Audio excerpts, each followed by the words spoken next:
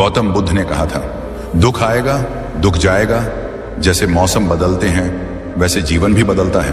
कोई भी स्थिति स्थायी नहीं होती। और जब यह बात धीरे धीरे मन में उतरती है तो इंसान समझने लगता है कि बुरा समय उसे तोड़ने नहीं बल्कि जगाने आता है। लेकिन यहां एक सवाल हर टूटे हुए इंसान के मन में उठता है, अगर सब अस्थाई है तो मेरा दुख इतना भारी क्यों लगता है? यही वह जगह है जहां मनोविज्ञान और बुद्ध की सीखें एक दूसरे से हाथ मिलाती हैं। आधुनिक मनोविज्ञान कहता है कि इंसान का दिमाग खतरे को, दर्द को और नकारात्मकता को ज्यादा तेजी से पकड़ता है। इसे नेगेटिव बायस कहा जाता है। इसका मतलब है कि मन बुरी चीजों को बढ़ा चढ़ाकर दिखाता है। एक मनोवैज्ञानिक ने कहा था, दिमाग हमारा रक्षक है, लेकिन कई बार यह हमें बचाने की कोशिश में हमें डर का कैदी बना देता है। जब कठिन समय आता है दिमाग सर्वाइवल मोड में चला जाता है। शरीर कॉर्टिसोल छोड़ता है, दिल की धड़कन बढ़ जाती है, दिमाग भविष्य के सबसे बुरे नतीजों की कल्पना करने लगता है। यानी हम टूटते नहीं, हमारा दिमाग हमें टूटने का एहसास करवाता है।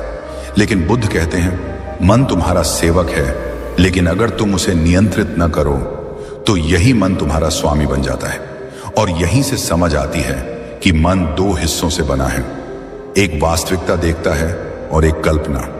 कठिन समय में कल्पना वाला हिस्सा बहुत तेज हो जाता है, इसलिए दर्द असलियत से नहीं हमारी कल्पनाओं से बढ़ता है। वैज्ञानिकों ने एक अध्ययन में पाया कि इंसान का मन एक्चुअल पेन से ज्यादा फियर ऑफ पेन में घबराता है, यानी दर्द से ज्यादा हमें डर मारता है। लेकिन बुद्ध के अनुसार जहां डर खत्म होता है वहीं दुख की जड़ कटती है। कई मनोवैज्ञानिक कहते हैं कि इंसान टूटता नहीं, वह थक जाता है। थकान शारीरिक नहीं मानसिक होती है। जब उम्मीदों का भार बढ़ जाता है, रिश्तों की मांगें बढ़ जाती हैं, सपनों की विफलता अंदर धंस जाती है, तब इंसान कह उठता है, मैं नहीं कर सकता, मुझसे नहीं होगा। लेकिन बुद्ध इस पल में एक और अद्भुत बात कहते हैं, तुम्हारे भीतर इतनी शक्ति है कि पर्वत भी झुक जाए, बस तुमने उसे अभी तक पहचाना नहीं। एक वैज्ञानिक ने कहा था कि मनुष्य के अंदर 90% ऊर्जा सिर्फ मुश्किल समय में एक्टिवेट होती है। आसान दिन हमारी क्षमता नहीं जगाते, लेकिन मुश्किलें हमें उस जगह पहुंचा देती हैं जहां हम अपने असली रूप को पहचानते हैं। और यही बुद्ध का सार है, दुख तुम्हें जगाने आया है। तो क्या इसका मतलब यह है कि बुरा समय हमें बदलने आता है? मनोविज्ञान कहता है, बिल्कुल। इसे पोस्ट ट्रॉमेटिक ग्रोथ कहा जाता है। जब जीवन हमें झकझोरता है तब मन सीखता है कि कौन हमारे साथ है, कौन सिर्फ दिखावा कर रहा था, कौन सी चीजें हमें परेशान कर रही थी और हम वास्तव में क्या चाहते हैं। कई महान मनोवैज्ञानिकों ने कहा है कि इंसान की मानसिक ताकत कठिनाइयों में तेज होती है, जैसे आग में तपकर सोना चमकता है। लेकिन बुद्ध इस बात को और सरल तरीके से कहते हैं, अगर तुम अंधेरे से भागते रहे तो प्रकाश कभी नहीं मिलेगा। अंधेरे को समझो, उसे महसूस करो, तभी तुम रोशनी का अर्थ समझ पाओगे। इंसान जब टूटता है तो दो हिस्सों में बंट जाता है। एक हिस्सा कहता है सब खत्म हो गया, और दूसरा हिस्सा जो बहुत शांत होता है, बहुत सूक्ष्म होता है, कहता है रुको, अभी सब खत्म नहीं हुआ। लेकिन ज्यादातर लोग उस शांत हिस्से को कभी सुन ही नहीं पाते, क्योंकि मन डर की आवाजों से भर जाता है। बुद्ध बताते हैं कि मन को शांत करने का पहला तरीका है, दर्द को स्वीकार करो। स्वीकार करना हारना नहीं है, स्वीकार करना मतलब हम सच को देखने की हिम्मत रखते हैं। और मनोविज्ञान की भाषा में इसे कहते हैं रेडिकल एक्सेप्टेंस, यानी चीजों को जैसे हैं वैसे देखना, बिना भागे, बिना दबाए। जब इंसान अपने दर्द को स्वीकार करता है तभी हीलिंग शुरू होती है। बहुत से लोग कहते हैं मेरा दर्द बहुत बड़ा है, लेकिन बुद्ध कहते हैं दर्द बड़ा नहीं होता, तुम्हारा उससे लगाव बड़ा होता है। यह सुनकर कई लोग चौंक जाते हैं, लेकिन मनोवैज्ञानिक शोध भी यही बताते हैं कि इंसान अपने अनुभवों को पकड़कर बैठ जाता है, क्योंकि मन की आदत है सब कुछ कंट्रोल में रखना चाहना। जब कंट्रोल टूटता है तब इंसान भी टूट जाता है। इसलिए बुरे समय का सच यह है कि यह हमारे जीवन की सबसे बड़ी परीक्षा नहीं, बल्कि सबसे बड़ा टीचर है। बुद्ध कहते हैं दुख से मत भागो, उसे समझो। जब तुम दुख को समझ लेते हो, दुख तुम्हें छोड़ देता है। एक मनोवैज्ञानिक ने एक बार कहा था, अगर इंसान अपने दर्द के साथ बैठना सीख ले तो वह दुनिया की कोई भी चुनौती जीत सकता है। और यही बात हमें कठिन समय में जानना सबसे जरूरी होती है कि हम उस मुकाम पर खड़े हैं जहां दर्द हमें खत्म नहीं कर रहा, दर्द हमें बदल रहा है। कई लोग सोचते हैं कि उनका दुख सबसे बड़ा है, सबसे अनोखा है, लेकिन बुद्ध कहते हैं हर इंसान दुखी है, बस उसके दुख की कहानी अलग है। जब इंसान समझ जाता है कि दुख जीवन का हिस्सा है, तब वह दुख को दुश्मन नहीं, एक संदेश समझने लगता है। और यह संदेश है, रुको, खुद से मिलो, खुद को समझो। तुम जितने कमजोर दिखते हो उतने नहीं हो। यह सोच इंसान के अंदर की रोशनी जगाती है। अब बात आती है उस गहरे सवाल की, हम इतने टूट क्यों जाते हैं? मनोविज्ञान इसका बड़ा सीधा जवाब देता है, क्योंकि इंसान उम्मीदें बहुत रखता है, और जब उम्मीदें टूटती हैं तब मन भी टूट जाता है। लेकिन बुद्ध कहते हैं, तुम उम्मीदों से मुक्त हो जाओ, दुख खुद कम हो जाएगा। इसका मतलब यह नहीं कि इंसान सपने न देखे, मतलब यह है कि उम्मीदों का गुलाम न बने। जीवन में वही चीज स्थायी है जो हमारे नियंत्रण में है, हमारा मन। इंसान का मन खतरों को बढ़ाकर दिखाता है, लेकिन बुद्ध की सीखें मन को शांत करती हैं। उसे समझाती हैं कि दर्द बीत जाएगा, रात बीत जाएगी, अंधेरा टिक नहीं सकता, और इसीलिए बुरा समय किसी को खत्म नहीं करता, वह इंसान को उसके असली रूप में ढाल देता है। इंसान जब रात में अकेले बैठकर रोता है तो उसे लगता है कि बस वही है जिसने सब खो दिया है। लेकिन बुद्ध की एक बात इस पल में जीवन बदल सकती है। दुख इसलिए आता है कि तुम जागो, अगर तुम्हें जागना ना होता तो दुख भी ना आता। इस पंक्ति में पूरा जीवन छिपा है। यही वो नजरिया है जिसे समझते ही इंसान अपने दर्द को नया अर्थ देता है। अब तक जहां दर्द बोझ था, वही दर्द अब एक संदेश बन जाता है। जहां दुख भारी था, वही दुख अब बदलाव बन जाता है। जब इंसान अपने दर्द को स्वीकार कर लेता है, जब वह इस सच के सामने खड़ा हो जाता है कि हाँ, अभी मैं टूट रहा हूं, लेकिन मैं हार नहीं रहा, तब उसके भीतर एक दूसरी दुनिया खुलती है।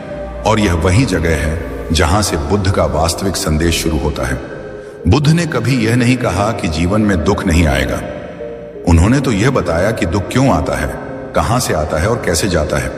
उनका पहला और सबसे मूल संदेश यही था कि दुख जीवन का स्वभाव नहीं है, दुख एक परिणाम है। उन्होंने कहा था, दुनिया दुख से नहीं भरी है, दुनिया हमारी उम्मीदों से भरी है। जब उम्मीदें टूटती हैं तब दुख जन्म लेता है। इस एक लाइन में इतना गहरा भाव छिपा है कि अगर कोई इंसान इसे सही तरीके से समझ ले तो जीवन का आधा बोझ उसी पल हल्का हो जाता है। बुद्ध के अनुसार दुख की जड़ 3 है: अपेक्षा, लगाव और हमारे लगातार बदलते विचार। इंसान की अपेक्षाएं ऐसी चीजें हैं जो दिखाई नहीं देती, लेकिन कंधों पर भारी पत्थर की तरह लदी रहती हैं। हम उम्मीद रखते हैं कि लोग हमें समझेंगे, हमारे साथ खड़े रहेंगे, हमारे लिए बदलेंगे, हमारे बारे में सोचना बंद नहीं करेंगे। लेकिन जब सामने वाला इंसान हमारी उम्मीदों के अनुसार नहीं चलता, तब हम टूट जाते हैं। बुद्ध कहते हैं, जहां उम्मीद ज्यादा वहां दर्द गहरा। इसलिए दुख हमें इसलिए नहीं मिलता कि दुनिया बुरी है, बल्कि इसलिए कि हम दुनिया से अपनी शर्तों पर चलने की उम्मीद रखते हैं। फिर आता है लगाव। लगाव इतना मीठा जहर है कि जब तक वह मिठास देता है, हम खुश रहते हैं, और जब वह बदलता है या हाथ से निकल जाता है, तब वही मिठास सबसे बड़ा जहर बन जाती है। बुद्ध ने कहा था, लगाव दुख का कारण नहीं, दुख का स्रोत है। इंसान जितना किसी चीज, किसी इंसान, किसी परिणाम, किसी रिश्ते या किसी सपने से चिपक जाता है, उतना ही वह दुख के करीब जाने लगता है। क्योंकि जीवन में कुछ भी स्थायी नहीं है। लेकिन जब इंसान इस सच्चाई को स्वीकार नहीं कर पाता, तब टूटता है।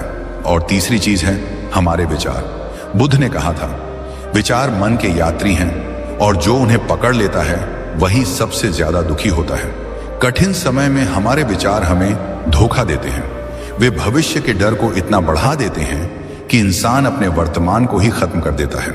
इसीलिए बुद्ध का तीसरा और सबसे बड़ा संदेश है, सब कुछ अस्थाई है। ये संसार, ये रिश्ते, ये भावनाएं, ये दर्द, ये डर, सब अस्थाई हैं। अनित्यता यानी इम्परमानेंस, ये बुद्ध की शिक्षाओं का केंद्र है। बुद्ध कहते हैं कि जो आया है वह जाएगा, जो जगा है वह सोएगा, जो खिलता है वह मुरझाएगा, जो दुख है वह भी हल्का होकर मिट जाएगा। कठिन समय इसलिए भारी लगता है क्योंकि हम उसे स्थायी मान लेते हैं। लेकिन जब यह समझ आ जाती है कि स्थिति बदलना जीवन का नियम है, तब इंसान दुख को वैसा दर्द नहीं देता जैसा पहले देता था। अब यहां से मनोविज्ञान बुद्ध के संदेश के साथ एक सीधी रेखा की तरह जुड़ जाता है। आधुनिक मनोविज्ञान भी कहता है कि इंसान की सबसे बड़ी समस्या यही है कि उसका दिमाग बुरे समय को स्थायी मान लेता है। ब्रेन में एक सिस्टम होता है जिसे कहते हैं नेगेटिव बायस, मतलब दिमाग नेचुरली नेगेटिव चीजों को पॉजिटिव से ज्यादा महत्व देता है। अगर 10 अच्छी बातें हों और एक बुरी बात, तो हमारा दिमाग उसी एक बुरी बात को पकड़कर बैठ जाएगा। इसीलिए जब बुरा समय आता है, दिमाग उसे 10 गुना ज्यादा बड़ा बना देता है। मनोवैज्ञानिक कहते हैं कि जब इंसान कठिन समय से गुजरता है, उसके ब्रेन में एमिग्डाला सबसे ज्यादा एक्टिव हो जाता है।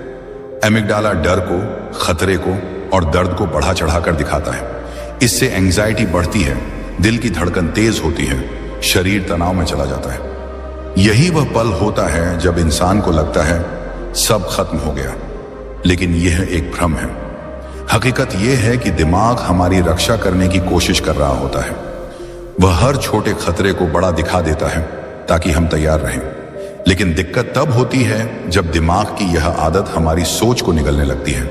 इंसान सोचता नहीं, उसके डर सोचने लगते हैं। यह डर धीरे धीरे ओवरथिंकिंग बन जाता है। ओवरथिंकिंग करने वाला इंसान दर्द से नहीं, दर्द के डर से टूटता है। यह डर भविष्य की कहानी बनाता है। मेरे साथ हमेशा ऐसा ही क्यों होता है? मैं कुछ नहीं कर पाऊंगा, मैं अकेला रह जाऊंगा, मेरी जिंदगी खत्म हो गई। इंसान असल समस्या से नहीं, अपनी कल्पना से लड़ने लगता है। बुद्ध इसलिए कहते हैं, विचार बदलो, जीवन खुद बदल जाएगा, क्योंकि दुख विचारों से गहरा होता है और विचार मन के दास हैं। अब बात करें शरीर की। जब तनाव में होते हैं, शरीर कॉर्टिजोल नामक स्ट्रेस हार्मोन छोड़ता है। यह हार्मोन शरीर को खतरे से बचाने के लिए बना है। लेकिन जब मानसिक खतरा होता है, तब भी वही हार्मोन एक्टिवेट हो जाता है।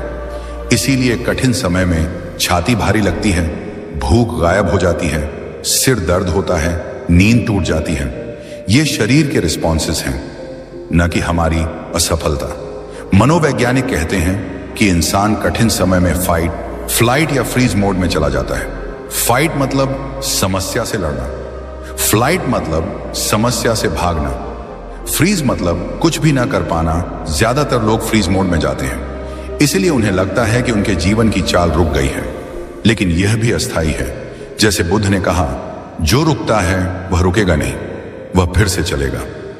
आधुनिक न्यूरोसाइंटिस्ट कहते हैं कि इंसान के विचारों का 90% हिस्सा डर से, इमेजिनेशन से और वर्स्ट केस सिनेरियो से भरा होता है। इसका मतलब है कि मन बुरे समय को असलियत से ज्यादा काला दिखाता है। लेकिन बुद्ध की शिक्षा इसकी उल्टी दिशा में चलती है। वह कहते हैं, अगर तुम अपनी सोच को देख सको, उसे पकड़ सको, उसे पहचान सको, तो तुम उससे मुक्त भी हो सकते हो। और यही माइंडफुलनेस की नींव है, विचारों को बिना जज किए देखना। इससे डर कम होता है और क्लैरिटी बढ़ती है। बुद्ध की अनित्यता की शिक्षा और न्यूरोसाइंस दोनों एक ही बात कहते हैं कि कोई भावना, कोई स्थिति, कोई डर हमेशा के लिए नहीं होता। यह बात अगर इंसान दिल पर रख ले तो उसकी पूरी मानसिकता बदल सकती है। बुद्ध का एक और गहरा संदेश था कि दुख तभी जन्म लेता है जब हम दुनिया को अपने तरीके से चलाना चाहते हैं। दुनिया जैसी है वैसी है, लोग जैसे हैं वैसे हैं, परिस्थितियां जैसे हैं वैसी हैं। जो बदल सकता है वह हमारा नजरिया है। और यही मनोविज्ञान में कॉग्निटिव रिफ्रेमिंग कहलाता है, जिसमें इंसान परिस्थिति को नए तरीके से देखना सीखता है। कठिन समय इंसान को नहीं तोड़ता, इंसान का उस कठिन समय के प्रति नजरिया उसे तोड़ता है। बुद्ध का संदेश समझने के बाद इंसान यही जानता है कि दुख को खत्म करने के लिए दुख को मिटाना जरूरी नहीं, दुख को समझना जरूरी है। और समझ का मतलब है दर्द को देखना, पहचानना, स्वीकार करना और फिर उसे जाने देना। इंसान का दिल इसलिए टूटता है क्योंकि वह सोचता है कि केवल वही अकेला दुख झेल रहा है। लेकिन बुद्ध कहते हैं, संसार का प्रत्येक जीव दुख में साथी है। यह जानकर इंसान अकेला नहीं लगता। और मनोविज्ञान भी दिखाता है कि जब इंसान अपने दर्द को स्वीकार कर लेता है और समझ लेता है कि यह सामान्य है, तब उसका स्ट्रेस लेवल 40 से 50% तक कम हो जाता है। दुख की अस्थिरता अगर समझ आ जाए तो दुख का असर आधा रह जाता है। इसीलिए बुद्ध का पहला संदेश ही सबसे बड़ा उपचार है। दुख आएगा, दुख जाएगा, लेकिन तुम उससे बड़े हो। यहां तक पहुंचकर इंसान खुद से पूछता है, अगर दुख अस्थायी है अगर यह उम्मीदों और लगाव से पैदा होता है, अगर दिमाग मुझे डर का भ्रम दिखा रहा है, तो मैं इससे कैसे मुक्त हो सकता हूं? और जब मनोविज्ञान यह बताता है कि हम बुरे समय को वास्तविकता से कहीं ज्यादा डरावना मान लेते हैं, ठीक उसी समय जीवन हमें किसी न किसी रूप में यह भी दिखाता है कि हमारे आसपास ऐसे अनगिनत लोग हैं जिन्होंने टूटने के बाद ही अपनी असली ताकत खोजी है। बल्कि सच तो यह है कि टूटना कभी अंत नहीं होता, यह बस एक रास्ता मोड़ता है ताकि मन एक नया दृष्टिकोण देख सके। और इसी मोड़ पर कोई छोटा सा शब्द, कोई छोटी सी घटना, कोई मुलाकात या बस एक साधारण सी सोच किसी इंसान की जिंदगी को वापस खड़ा कर देती है। ये बात सिर्फ किताबों में नहीं लिखी, यह हर दिन हमारे आसपास होती है। एक युवक था, नाम कुछ भी मान लो, लेकिन कहानी सच है। वह हर सुबह उठता और वही सवाल उसके भीतर गूंजता, क्यों सब कुछ मेरे साथ ही गलत हो रहा है? उसकी नौकरी चली गई थी, रिश्ते टूट चुके थे, घर पर भी हालात खड़े थे। वह हंसने की कोशिश करता, पर चेहरे पर एक थका हुआ दर्द हमेशा टंगा रहता। ऐसा लगता था जैसे दुनिया उसकी पीठ पर चढ़ी हो और उसकी सारी हिम्मत निचोड़ ले रही हो। और सबसे बुरा यह था कि वह खुद पर यकीन करना भी छोड़ चुका था। उसे लगता था कि जो खत्म हो गया वही उसका पूरा जीवन था। मनोविज्ञान कहता है कि जब इंसान लगातार निराशा झेलता है तो दिमाग लॉस इफेक्ट में चला जाता है, यानी हम उस चीज को इतना बड़ा समझने लगते हैं जिसे हमने खोया है कि नए अवसरों का आकार हमें दिखाई ही नहीं देता। यही उस युवक के साथ भी हुआ, लेकिन बदलाव हमेशा अचानक आता है और वह बदलाव भी एक बहुत छोटे से पल में आया। एक दिन वह अपने दोस्त से मिलने गया। मन भारी था, कदमों में भी वही बोझ था। दोस्त ने उसे बैठाया और कहा, तुझसे एक बात पूछूं? अगर तू आज से 5 साल बाद वापस ये दिन देखेगा तो क्या सोचेगा? युवक चौंक पड़ा, उसने कुछ नहीं कहा। दोस्त ने आगे कहा, मैं बता देता हूं, तू यही सोच रहा होगा कि मैं इतने छोटे से समय को इतना बड़ा क्यों मान बैठा था। बस इतना सा वाक्य, लेकिन उसके भीतर कुछ जाग उठा, जैसे किसी ने मन के काले बादलों में हल्की सी चीर कर दी हो।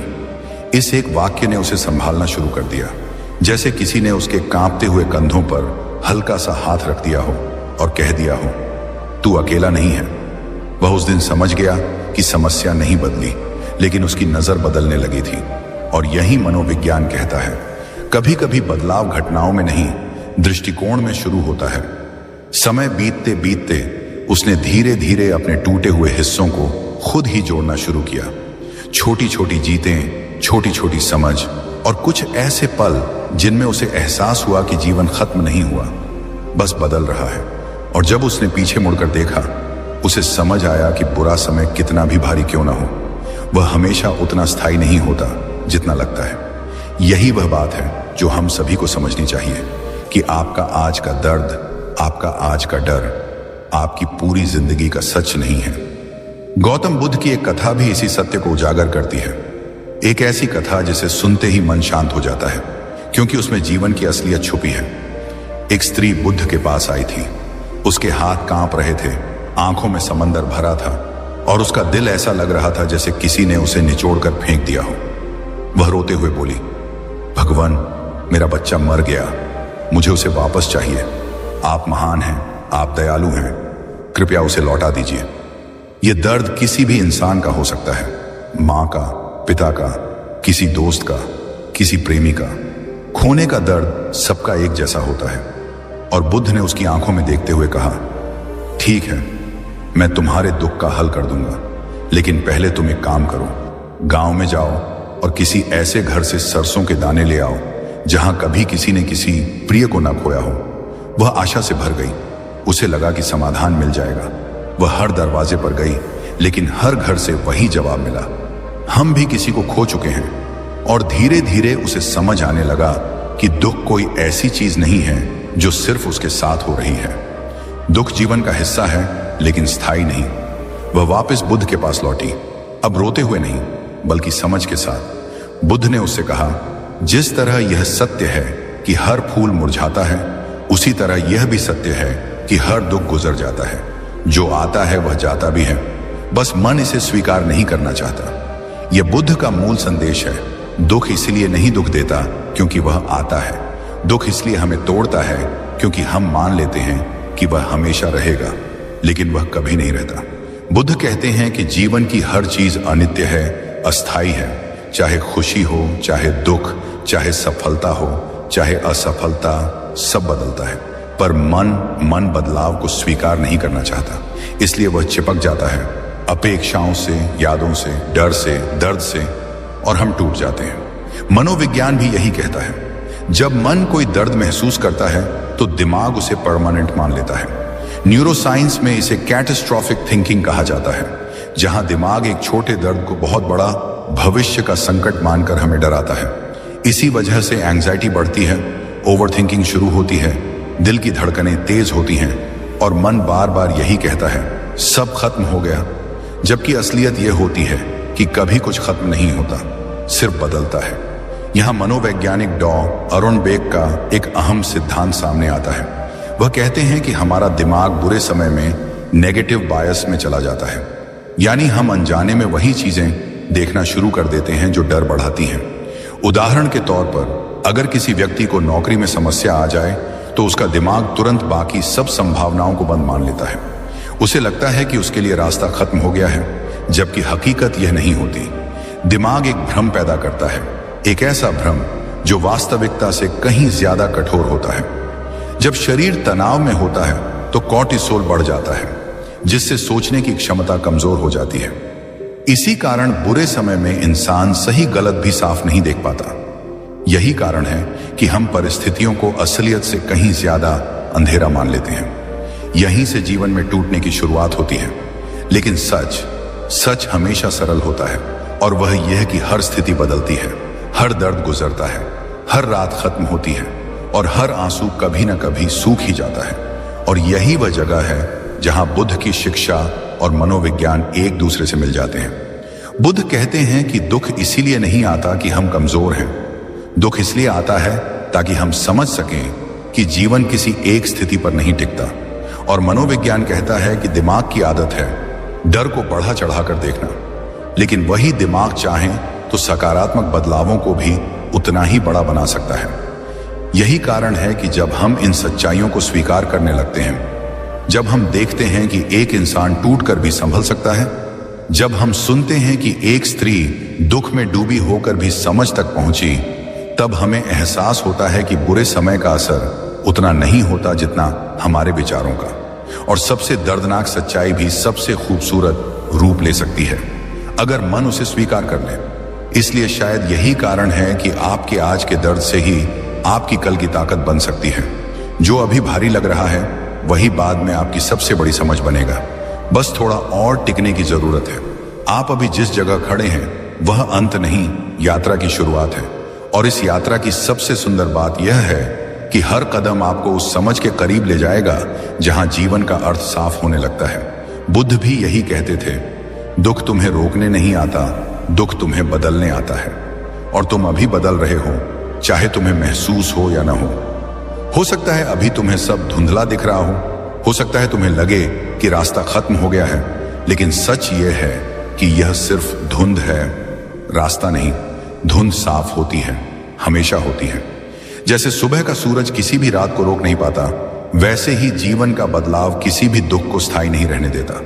गौतम बुद्ध ने कहा था, सब कुछ अस्थाई है, लेकिन यह वाक्य सिर्फ किताबों में पढ़ने भर के लिए नहीं था।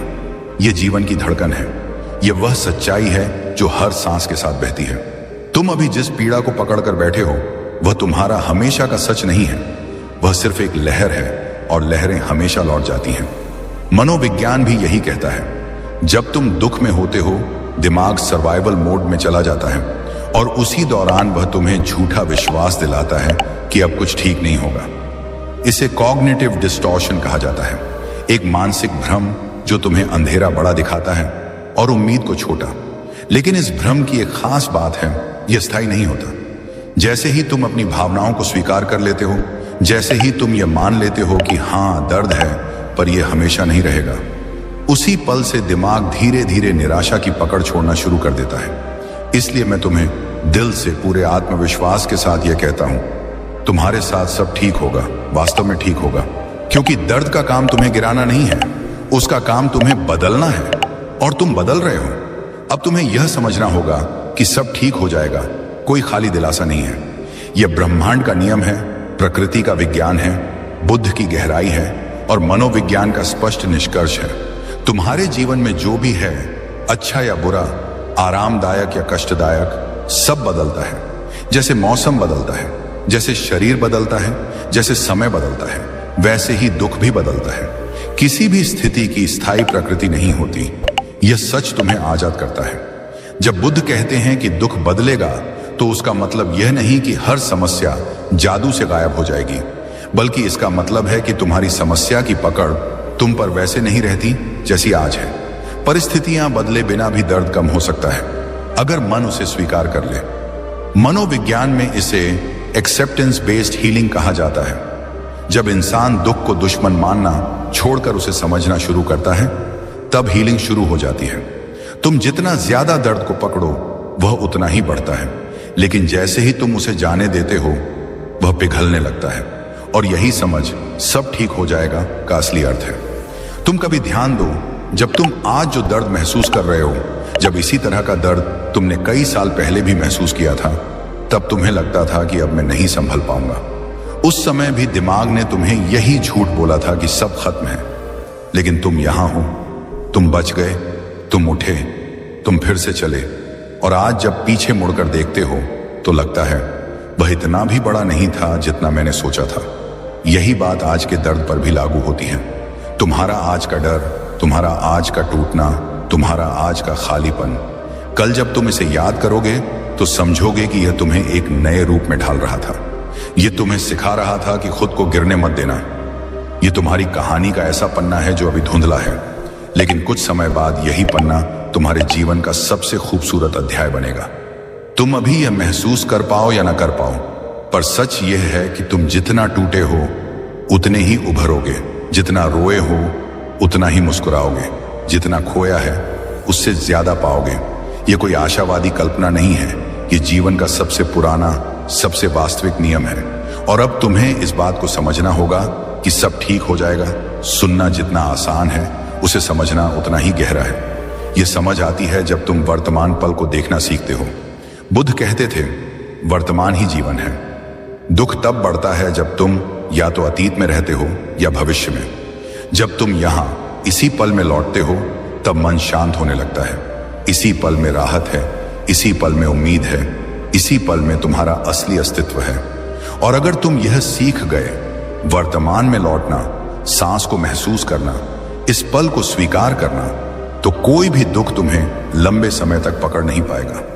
तनाव की पकड़ ढीली पड़ने लगेगी, डर कम होने लगेगा, विचार शांत होने लगेंगे। और याद रखना, तुम अकेले नहीं हो, सच में नहीं। तुम्हारा दर्द तुम्हारा दुश्मन नहीं है, वह तुम्हारा शिक्षक है। वह तुम्हें एक नई दिशा में ले जा रहा है। इसलिए खुद को दोष मत दो, खुद को कोसो मत, अपने दिल को और मत थकाओ। तुम ठीक हो और तुम ठीक हो जाओगे।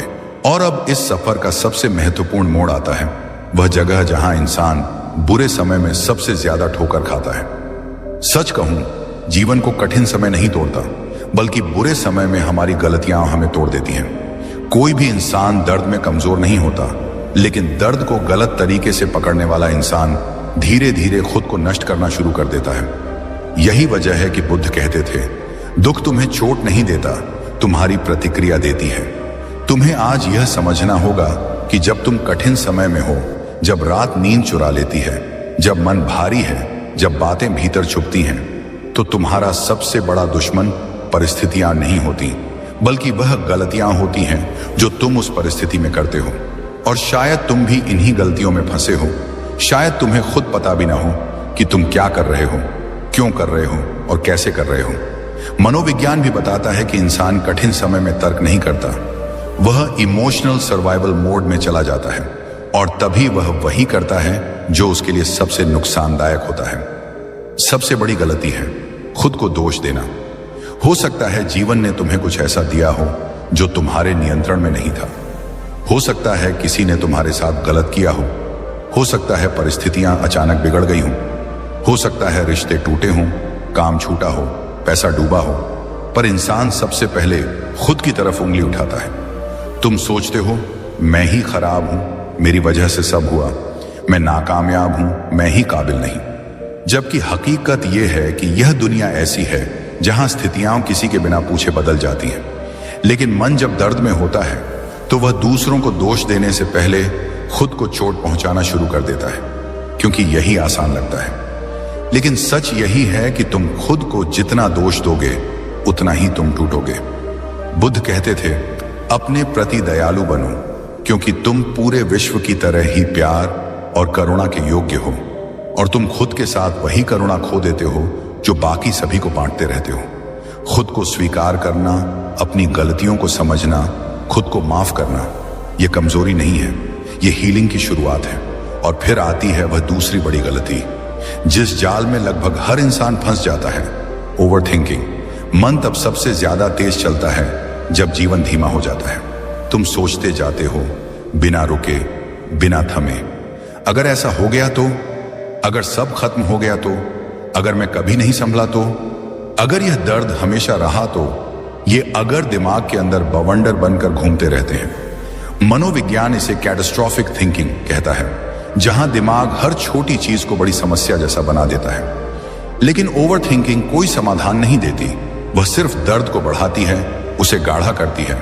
बुद्ध कहते थे, विचार नदी की तरह है, जब तुम उसे बहने देते हो तो पानी साफ रहता है, लेकिन जब तुम हाथ डालकर उसे घुमाते हो तो वह गंदला हो जाता है। तुम्हारे विचार भी ऐसे ही हैं, जितना तुम उन्हें उलझाओगे वे उतने ही अंधेरे होंगे। ओवर थिंकिंग का कोई अंत नहीं, इसका अंत तब होता है जब तुम रुकते हो, जब तुम वर्तमान में लौटते हो, जब तुम खुद को पकड़कर कहते हो, बस अब मैं अपने ही विचारों का गुलाम नहीं बनूंगा। और फिर एक और चोट, तुलना। जब इंसान दर्द में होता है तब वह दूसरों को ज्यादा बड़ा और खुद को ज्यादा छोटा देखने लगता है। तुम शायद सोचते हो, सबकी जिंदगी अच्छी है, बस मेरी खराब है, सब आगे बढ़ गए, मैं पीछे रह गया, सब कुछ मेरे ही साथ क्यों होता है। लेकिन सच्चाई यह है कि जिन लोगों को तुम परफेक्ट समझते हो वे भी अपना दर्द छुपाकर चलते हैं। हर चेहरा एक कहानी छुपाता है, हर मुस्कान के पीछे संघर्ष होता है, हर जीत के पीछे आंसू होते हैं। लेकिन मन केवल वही देखता है जो आंखों के सामने चमक रहा है। तुम दूसरों की जिंदगी की ऊपरी सतह देखकर अपनी जिंदगी को घटिया समझ लेते हो। तुलना इंसान की आत्मा को धीमे धीमे जहर की तरह खाती है, बिना आवाज, बिना चेतावनी। और फिर आती है वह गलती जो लगभग हर इंसान करता है, भविष्य का डर। तुम मान लेते हो कि कल खराब होगा, अगले महीने भी बुरा होगा, अगले साल भी अंधेरा होगा। लेकिन मनोविज्ञान बताता है कि भविष्य का डर इमेजिनेशन ड्रिवन एंजाइटी है, जो ज्यादातर समय सच नहीं होता। दिमाग खतरा पैदा करता है, जबकि असल में खतरा होता ही नहीं। तुम भविष्य को लेकर उतना डरते हो जितना उससे लड़ने में लगने वाली ऊर्जा से भी ज्यादा। यही कारण है कि बुद्ध कहते थे, भविष्य तुम्हारी चिंता का विषय नहीं, तुम्हारे कर्म का विषय है। पर मन कर्म कम और कल्पना ज्यादा करता है, और यही तुम्हें दर्द में बांध कर रखता है। पर अब सवाल यही आता है, जब इतने सारे जाल हैं, इतने सारे भ्रम हैं, इतने गलत रास्ते हैं, तो फिर करना क्या चाहिए? दुख को खत्म कैसे किया जाए? जीवन को उठाना कैसे शुरू हो? दिल को कैसे शांत किया जाए? बुद्ध के अनुसार हीलिंग की शुरुआत यहां से होती है, स्वीकार करने से। दुख को स्वीकार करना, दर्द को छूना, मन की गांठों को पहचानना और कहना, हाँ ये हो रहा है और मैं इसे महसूस कर रहा हूं। यह स्वीकार करना कोई कमजोरी नहीं, यह ताकत का जन्म है। मनोविज्ञान में इसे एक्सेप्टेंस बेस्ड थेरेपी कहा जाता है, जहां इंसान दर्द से भागना बंद करता है, उससे लड़ना बंद करता है और उसे समझना शुरू करता है। तुम जिस चीज को स्वीकार कर लेते हो वह तुम्हें चोट पहुंचाना छोड़ देती है, उससे तुम्हारा रिश्ता बदल जाता है। दुख को दुश्मन नहीं, एक अनुभव की तरह देखा जाता है। फिर आता है वह तरीका जो बुद्ध हमेशा कहते थे, अपने दुख को देखो, उसे लड़ो नहीं, उसे ऑब्जर्व करो। जैसे एक शांत दर्शक नदी को बहते देखता है, वैसे ही अपने दर्द को बहते हुए देखो।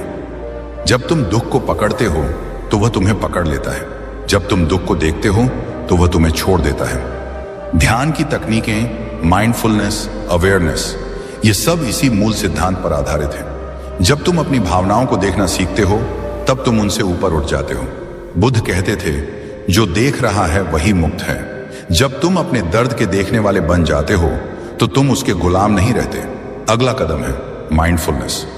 यह कोई कठिन साधना नहीं, बल्कि एक सरल अभ्यास है, वर्तमान में लौटना। अपनी सांसों को महसूस करना, अपनी धड़कन को सुनना, अपने शरीर की थकान को पहचानना। मनोविज्ञान भी कहता है कि माइंडफुलनेस दिमाग को चिंता के दायरे से बाहर लाती है, कोर्टिसोल कम करती है, नर्वस सिस्टम को शांत करती है और आदमी को उसी क्षण में वापस लाती है जहां जीवन है। जब तुम इस पल में लौटते हो, दुख की पकड़ ढीली पड़ती है, क्योंकि दुख अतीत में रहता है और डर भविष्य में। वर्तमान हमेशा शांत होता है। और सबसे गहरा अभ्यास है धीमी, शांत, गहरी सांसें। यह साधारण लगता है, लेकिन इसका असर अद्भुत है। विज्ञान कहता है कि जब तुम गहरी सांस लेते हो तो तुम्हारा दिमाग खतरे के मोड़ से बाहर आता है, तनाव कम होता है, डर घटता है और विचारों की रफ्तार धीमी पड़ती है। गहरी सांसें तुम्हें वापस तुम्हारे शरीर, तुम्हारे मन और तुम्हारी सच्चाई से जोड़ देती हैं। यह अभ्यास सिर्फ राहत नहीं देता, बल्कि तुम्हारी भावनाओं को स्थिर करता है। और यही भावनाओं की स्थिरता तुम्हें कठिन समय पार करने की ताकत देती है। लेकिन इन सब के बीच एक बात जो सबसे जरूरी है, वास्तविक दृष्टिकोण। एक ऐसा नजरिया जो सच्चाई पर आधारित हो, भय पर नहीं। तुम्हें यह मानना होगा कि हर चीज हमेशा तुम पर भारी नहीं रहेगी। तुम्हारा जीवन, तुम्हारी भावना, तुम्हारी स्थिति सब बदलेंगे। तुम्हें बस उस पल तक टिके रहना है जहां अंधेरा टूटता है, जहां सुबह आती है, जहां उम्मीद वापस लौटती है। बुद्ध कहते थे, अगर तुम इसे देख सकते हो तो तुम इसे पार कर सकते हो। और तुम देख सकते हो क्योंकि अगर तुम यह वीडियो सुन पा रहे हो, इसका मतलब है कि तुम्हारे भीतर अभी भी एक ऐसी चिंगारी है जो बुझी नहीं है। तुम अभी भी लड़ रहे हो, तुम अभी भी आगे बढ़ना चाहते हो और यही तुम्हारी जीत की शुरुआत है। यह सफर यहीं थमता नहीं, बल्कि यहीं से एक नई शुरुआत होती है। तुमने अभी तक जो भी सुना उसे अपने दिल के भीतर उतरने दो, क्योंकि सच तो यही है कि तुम इस वक्त चाहे जितना भी टूटे हुए हो, जितनी भी उलझनों में फंसे हो, जितनी भी भारी सांसें लेकर चल रहे हो, तुम अभी भी उतने ही कीमती हो, उतने ही मजबूत हो